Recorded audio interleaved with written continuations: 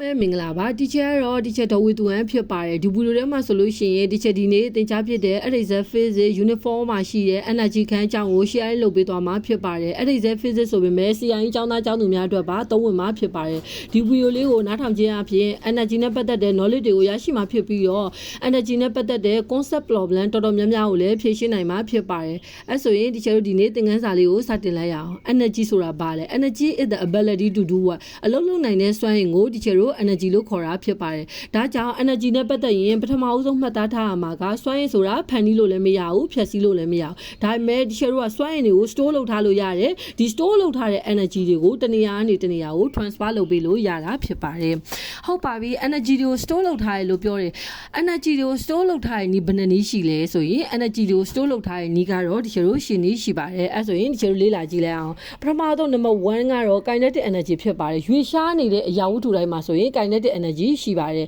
Ke equal to 1/2 mv square ဖြစ်တဲ့အတွက် mass တန်ဖိုးတစ်ခုရှိတဲ့ object တစ်ခုအဲ့ mass တန်ဖိုးကဘယ်လောက်ပဲသေးသေးဘယ်လောက်ပဲကြီးကြီး mass တန်ဖိုးတစ်ခုရှိတဲ့ object တစ်ခုဟာ velocity တစ်ခုနဲ့ရွေ့ရှားနေမယ်ဆိုလို့ရှိရင်ဒီ object တွေမှာ kinetic energy အရွေ့စွမ်းအင်ရှိမှာဖြစ်ပါတယ် number 2ကတော့ thermal energy အပူစွမ်းအင်ဖြစ်ပါတယ်အပူဆိုတာကစွမ်းအင်ရဲ့အခြေခံအရင်းမြစ်ဖြစ်ပါတယ်ဒီကျတော့ပိုပူလာလေပို့ပြီးတော့ store လုပ်ထားတဲ့ energy တွေပို့ပြီးတော့များလေဖြစ်ပါတယ်စောင်းတွင်းမှာဆိုလို့ရှိရင်မြစ်တွေပင်လယ်တွေရဲ့ဘေးမှာဆိုလို့ရှိရင်ပုံမှန် temperature ဓာတ်ပို့ပြီးတော့နှွေးတယ်ကိုခံစားရမှာဖြစ်ပါတယ်ဒီလိုနှွေးတာဆိုရင်ရေထဲမှာအပူတွေတာမဲ့ energy တွေကို store လုပ်ထားလို့ဖြစ်ပါတယ် number 3ကတော့ chemical energy ပါ chemical energy တွေကိုဒီကျတော့အဓိကရတာ food တွေ fuel တွေနဲ့ battery တွေကနေပြီးတော့အဓိကဒီကျတော့ရရှိပါတယ်ဒီကျတော့နေ့စဉ်လှုပ်ရှားသွားလာဖို့အတွက်လိုအပ်တဲ့ energy တွေကိုအစားအသောက်တွေကနေရရှိပါတယ်ဒီချက်တို့ food မှာဆိုလို့ရှိရင်လိုအပ်တဲ့ chemical energy တွေကို store လုပ်ထားပြီးတော့ဒီချက်တို့နေ့စဉ်လှုပ်ရှားသွားလာဖို့အတွက်လိုအပ်တဲ့ energy တွေကို provide လုပ်ပေးပါတယ်နောက်တစ်ခုကတော့ fuel တွေပါ fuel တွေလောင်ကျွမ်းခြင်းအပြင်စက်ကရိယာတွေလည်ပတ်နိုင်တယ်ဒါကြောင့် fuel တွေမှာဆိုလို့ရှိရင်လည်း chemical energy တွေကို store လုပ်ထားပါတယ်နောက် battery တွေမှာဆိုလို့ရှိရင်ဖုန်းတွေ laptop တွေ tablet တွေဒါတွေကိုအသုံးပြုနိုင်မှုအတွက်လည်း battery တွေမှာဆိုရင် chemical energy တွေကို store လုပ်ပေးထားပါတယ် number 4ကတော့ gravitational potential energy ပါအတိစွမ်းအင်ဖြစ်ပါတယ်ကမ္ဘာမြေပြင်မျက်နှာပြင်တနေရာမှာထိရ H တန်ဖိုးတစ်ခုရှိရ object တစ်ခုမှာဆိုရင်သူ့မှာ GPE တန်ဖိုးရှိပါတယ်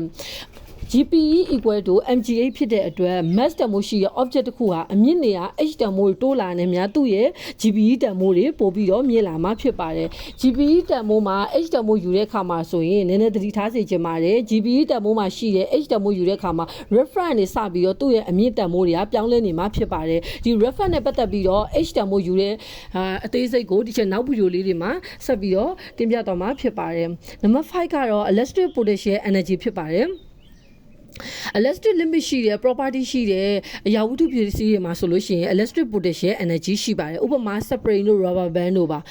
ဒီမှာဆိုလို့ရှိရင်ဒီ spring တစ်ခုကိုဆွဲဆန့်ထားတဲ့အမြင့်ဆုံးဆွဲဆန့်နိုင်တဲ့အခြေအနေမှာဆိုလို့ရှိရင်သူ့မှာရှိတဲ့ electric potential energy ကအများဆုံးဖြစ်ပါတယ်နောက်တစ်ခုကတော့ electrostatic energy ဖြစ်ပါတယ်တချို့ electric ချက်တွေမှာဆိုလို့ရှိရင် positive ချက်နဲ့ negative ချက်ဆိုပြီးတော့ချက်နှစ်ခုရှိတယ်